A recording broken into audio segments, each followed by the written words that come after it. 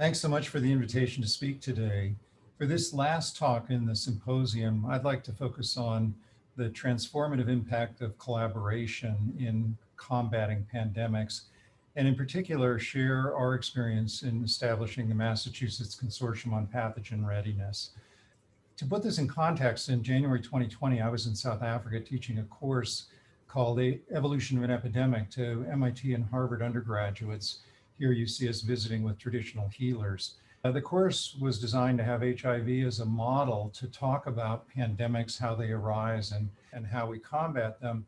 Two of the people that were there, though, are worth noting. One was an MIT student who had just returned from Wuhan and was getting daily text messages from her family about the dire situation with the emergence of a new pneumonia in Wuhan. And the other was a former trainee of mine, Diana Brainerd, now at Gilead, who I had invited as a teacher. And she was getting daily calls from China asking her to release a drug they had developed for Ebola called remdesivir to see if it would work against SARS-CoV-2. It was clear to us then that what was happening in Wuhan had the potential for pandemic spread. What's remarkable is how quickly we went from the first public report to the identification of the etiologic agent and a diagnostic test, less than a month. And if you compare this to HIV, that same time frame was 4 years, an incredible tribute to scientific advances in the last 4 decades. When I got on a plane to fly back from South Africa, I thought about what we as an institute should do. I'm the director of the Reagan Institute. The mission is to harness the immune response to prevent and cure human disease. And it just seemed to me that we had to pivot at this point and focus our flexible funding and cross-disciplinary collaboration on this new pathogen.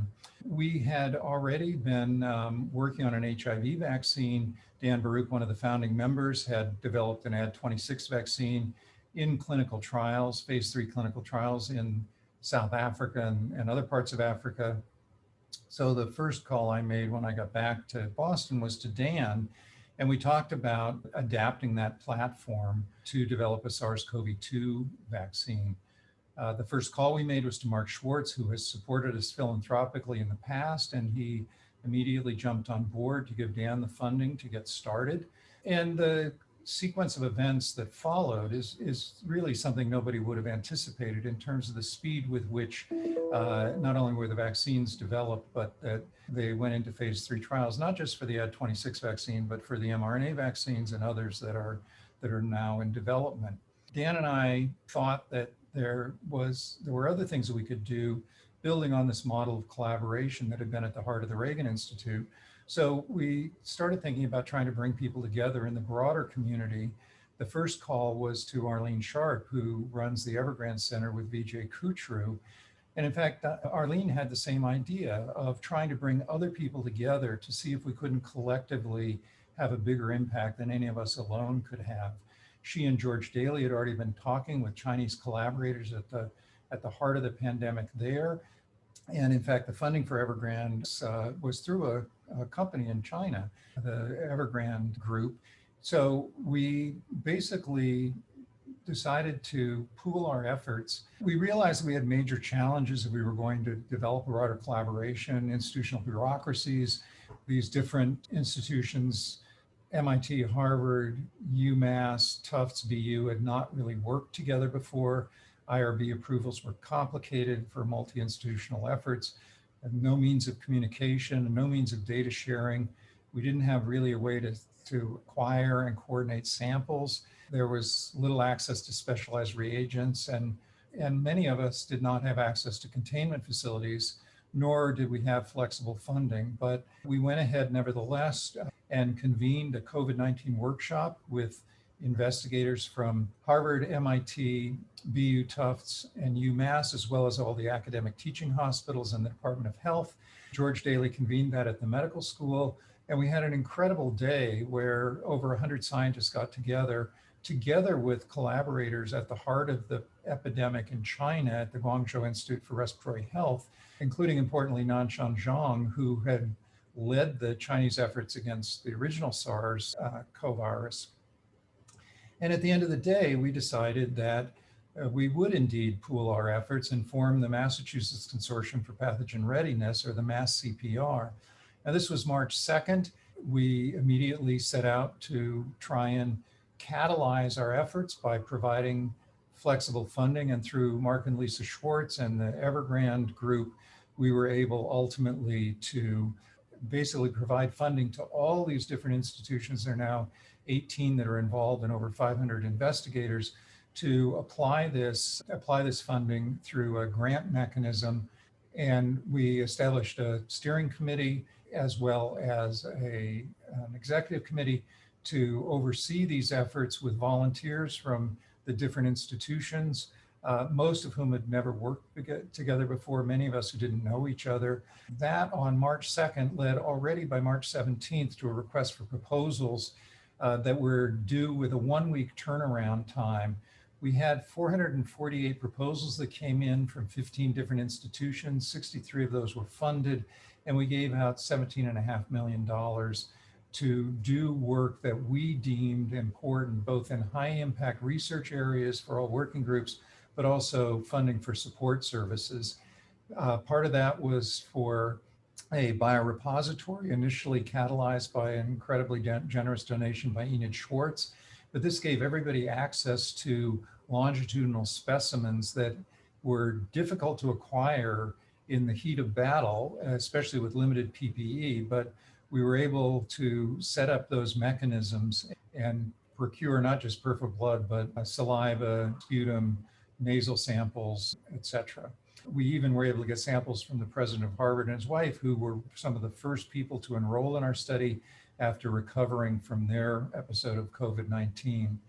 Many of the investigators in the MassCPR did not have access to BSL-3 or BSL-4 facilities, but Boston is an incredible community, and one of the incredible parts of it is the New and Emerging Infectious Diseases Laboratory, or the NEEDL, which has extensive BSL-3, BSL-4 facilities.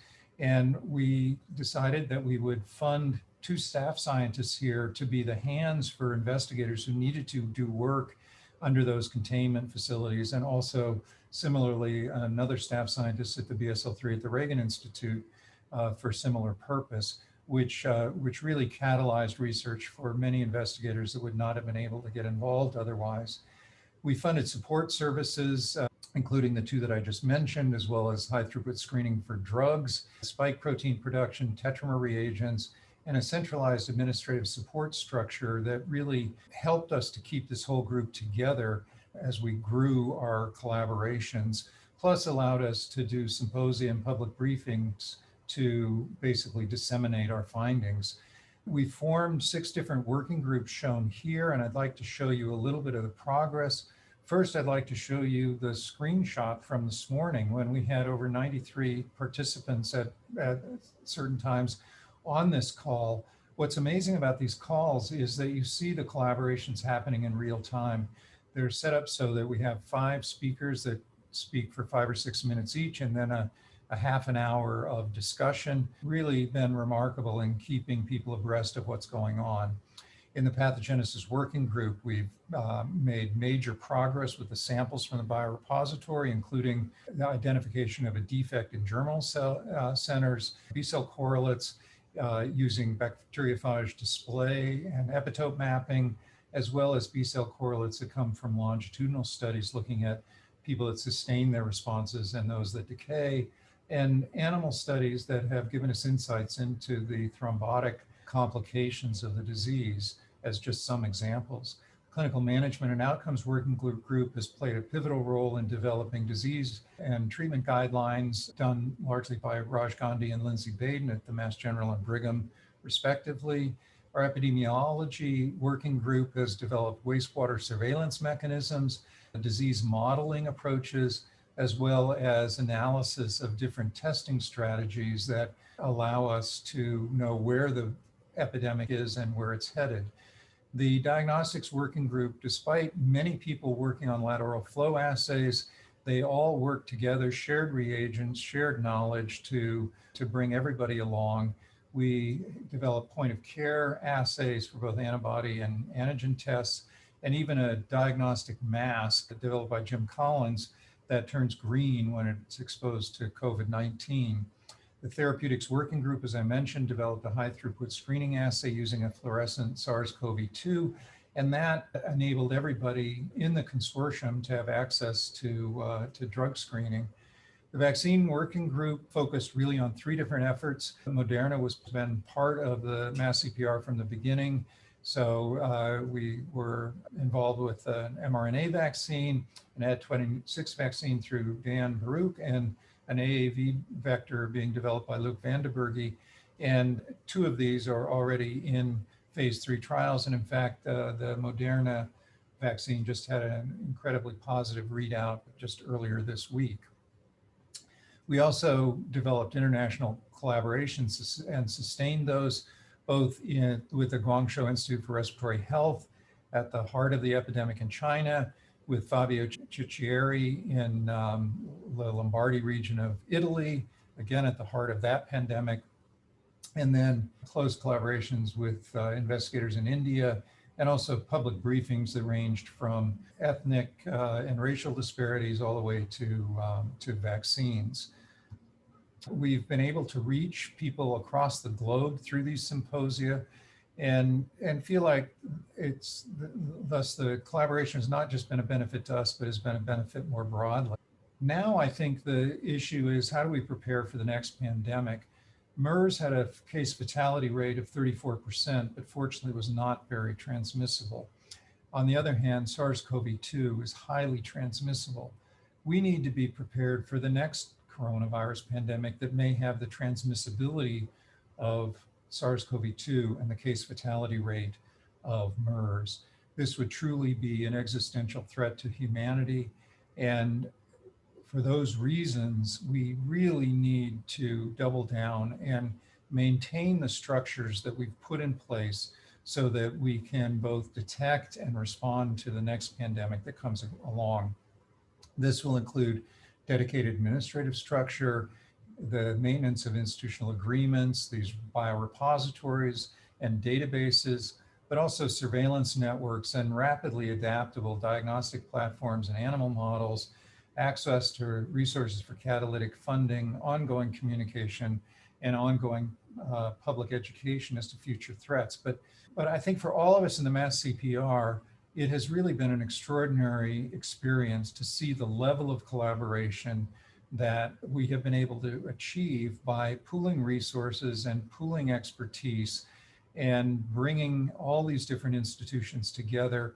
It has changed the landscape for research in Massachusetts now, and I believe that it will have a durable impact. We all know far more people than we ever knew before. We all have much more diverse collaborations. And I think we're all optimistic that we as a group of scientists can have an ever greater impact on these public health threats.